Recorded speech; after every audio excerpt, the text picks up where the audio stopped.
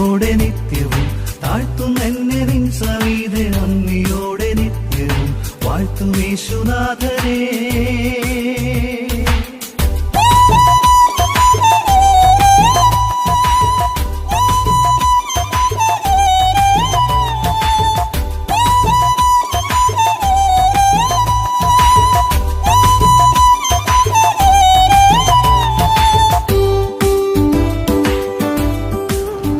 ഞാൻ എപ്പോഴും വന്നു പാർക്കേണ്ടതിന് നീ എനിക്ക് ഉറപ്പുള്ള പാറയായിരിക്കണമേ.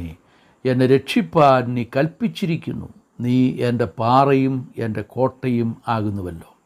71-ാം സങ്കീർത്തനം 3-ാം വാക്യമാണ് നാം ശ്രദ്ധിച്ചത്. കർത്താവായ യേശുക്രിസ്തുവാകുന്ന യുഗങ്ങളുടെ പാറയെ സംബന്ധിച്ച്, ശാശ്വത പാറയെ സംബന്ധിച്ച്, ആ പാറയുടെ സവിശേഷതകളെ സംബന്ധിച്ച് ചിന്തിക്കുവാൻ ദൈവം തന്ന ഈ നല്ല അവസരത്തിനായി സ്തോത്രം ചെയ്യുന്നു. മർക്കോസിൻ്റെ സുവിശേഷം 12-ാം അധ്യായം 10-11 വാക്യങ്ങളിൽ നാം ഇപ്രകാരം വായിക്കുന്നു: വീട് പണിയുന്നവർ തള്ളിക്കളഞ്ഞ കല്ല് മൂലക്കല്ലായി തീർന്നിരിക്കുന്നു. ഇത് കർത്താവിനാൽ സംഭവിച്ചു, നമ്മുടെ ദൃഷ്ടിയിൽ ആശ്ചര്യവുമായിരിക്കുന്നു. നമ്മുടെ കർത്താവായ യേശുക്രിസ്തുവിനെ യഹൂദജനം തള്ളിക്കളഞ്ഞതിനെ സംബന്ധിച്ചുള്ള ഒരു പ്രവചന വാക്യമാണ് 118-ാം സങ്കീർത്തനത്തിൽ നിന്നും ഇവിടെ ഉദ്ധരിച്ചിരിക്കുന്നത്.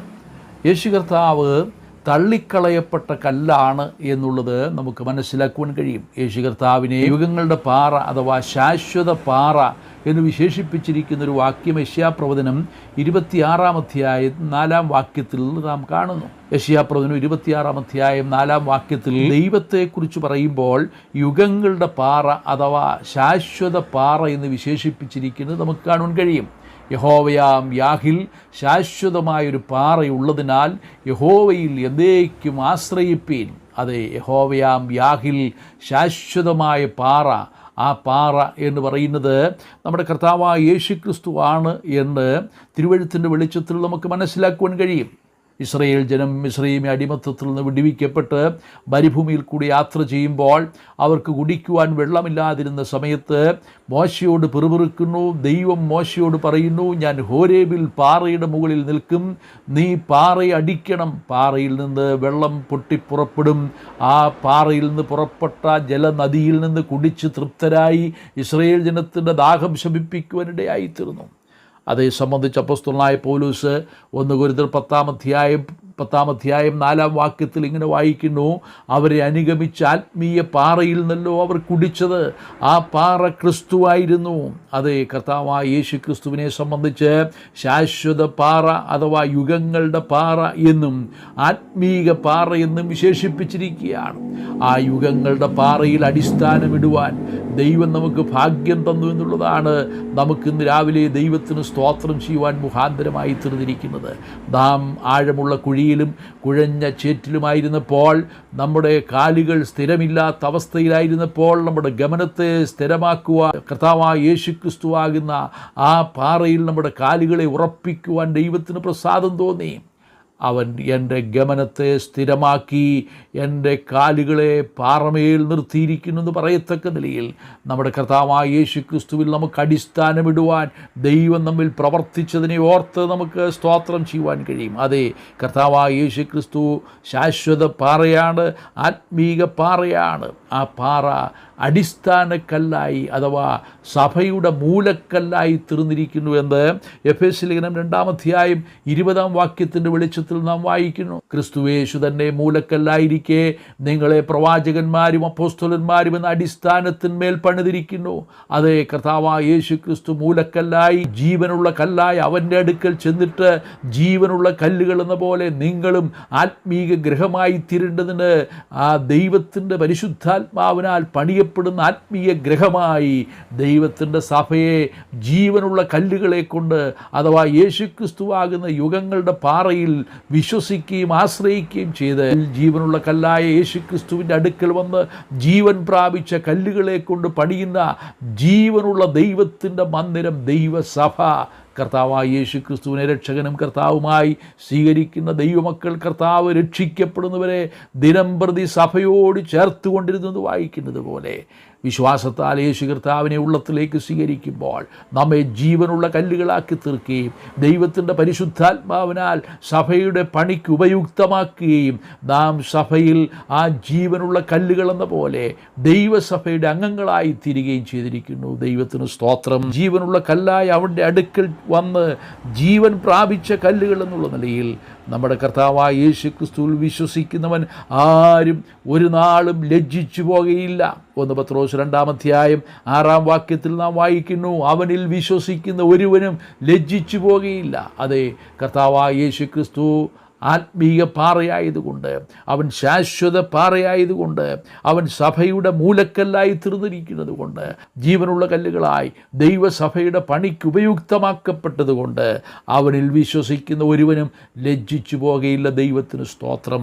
എന്നാൽ ഈ പാറ ഇടർച്ചക്കല്ലും തടങ്കൽ പാറയുമായി തീരുന്നുവെന്ന് 1 പത്രോസ് 2-ാം വാക്യത്തിലൂടെ നാം വായിക്കുന്നു. എപ്പോഴാണ് ഈ പാറ ഇടർച്ചക്കല്ലായി മാറുന്നത്? എപ്പോഴാണ് ഈ പാറ തടങ്കൽ പാറയായി മാറുന്നത്? നമുക്കറിയാം, ദാനിയേൽ പ്രവചനം പഠിക്കുമ്പോൾ നെബൂഖദ്നേസർ കണ്ട ഒരു സമ്മിശ്ര ലോഹബിംബം, അത് സാമ്രാജ്യ ലോഹബിംബമാണ്. അത് ലോക സാമ്രാജ്യങ്ങളെ വ്യക്തമാക്കുന്ന സാമ്രാജ്യ ലോഹബിംബത്തിൻ്റെ കാലിൽ കൈതൊടാതൊരു കല്ല് പർവ്വതത്തിൽ നിന്ന് പറിഞ്ഞു വന്നതിൻ്റെ കാലിലടിച്ചു. ആ സമ്മിശ്ര ലോഹബിംബം, ആ സാമ്രാജ്യ ലോഹബിംബം തകർന്ന് തരിപ്പണമായി ധൂളിയായി അത് കാറ്റിൽ പറന്നു എന്ന് നാം വായിക്കുന്നു. ഈ ലോകം കണ്ട മഹാസാമ്രാജ്യങ്ങൾ, സാമ്രാട്ടുകൾ ധൂളിയായി തീർന്നത് നമുക്ക് ചരിത്രത്തിലൂടെ മനസ്സിലാക്കുവാൻ കഴിയും. ബാബേൽ സാമ്രാജ്യം തകർന്ന് തരിപ്പണമായി. തുടർന്ന് വന്ന മേദോ പേർഷ്യൻ സാമ്രാജ്യം തകർന്ന് തരിപ്പണമായി. മഹാനായ അലക്സാണ്ടറുടെ നേതൃത്വത്തിൽ ഉദിച്ചുയർന്നു വന്ന ഗ്രീക്ക് സാമ്രാജ്യവും ചില വർഷങ്ങൾക്ക് ശേഷം തകർന്നുപോയി. അതിന് ശേഷമുണ്ടായ റോമാ സാമ്രാജ്യത്തിൻ്റെയും തകർച്ച ചരിത്രത്തിലൂടെ മനസ്സിലാക്കുവാൻ കഴിയും. അങ്ങനെയെങ്കിൽ പ്രിയപ്പെട്ടവരെ, ആ സാമ്രാജ്യങ്ങളെല്ലാം ഈ പർവ്വതത്തിൽ നിന്ന് കൈതൊടാതെ പറഞ്ഞു വന്ന കല്ലിൻ്റെ അടിയേറ്റ് തകർന്ന് തരിപ്പണമായി പോയി. ഈ ആത്മീയ പാറയിൽ വിശ്വസിക്കാത്തവർക്ക് ഇതേ ഗതി തന്നെ സംഭവിക്കുവാൻ പോവുകയാണ്. ഇടർച്ചക്കല്ലും തടങ്കൽ പാറയുമായി മാറുന്നത് പറയുമ്പോൾ കർത്താവായ യേശു ക്രിസ്തുവിൽ വിശ്വസിക്കാത്തവർ എല്ലാം ഇടറിപ്പോകുന്ന ഒരു ദിവസം വരുന്നു എന്നുള്ളത് നാം മനസ്സിലാക്കുന്നു. അവർ ദൈവത്തിൻ്റെ സന്നിധിയിൽ ന്യായം വിധിക്കപ്പെടും. നിന്നെ രക്ഷിച്ച പാറയെ നീ ഉപേക്ഷിച്ച് കളഞ്ഞതുകൊണ്ട് ആ പാറ നിനക്ക് ന്യായവിധിയുടെ പാറയായി മാറ്റപ്പെടുകയാണ്. അവനിൽ വിശ്വസിക്കുന്ന ഒരുത്തനും ലജ്ജിച്ചു പോകുകയില്ല. യേശുക്രിസ്തുവിൽ കൂടെ ആ വിശ്വാസത്താൽ അടുത്തു വന്നവർക്ക് ഞാൻ എപ്പോഴും വന്നു പാർക്കേണ്ടതിന് നീ എനിക്ക് ഉറപ്പുള്ള പാറയായിരിക്കണമേ. എന്നെ രക്ഷിപ്പാൻ നീ കൽപ്പിച്ചിരിക്കുന്നു. നീ എൻ്റെ പാറയും എൻ്റെ കോട്ടയുമായിരിക്കുന്നുവല്ലോ. ദൈവത്തിന് സ്തോത്രം.